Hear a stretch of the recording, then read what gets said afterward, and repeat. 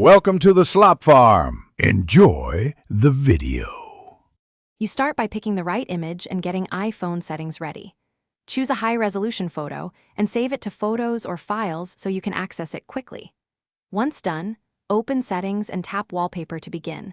This is where you control still, live, and dynamic options. Make sure to check dark mode and perspective settings now, because changing them later can shift crop and motion. Start the process immediately so your final placement is predictable and clean.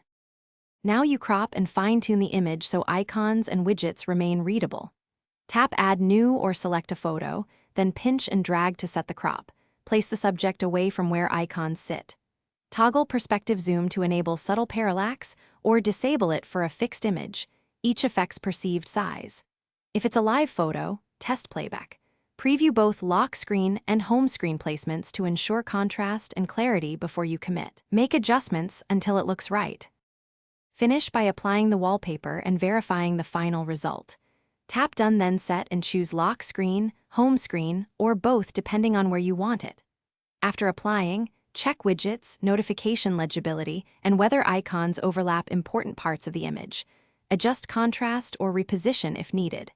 If the wallpaper appears misaligned or colors look wrong, redo the crop or reset the wallpaper.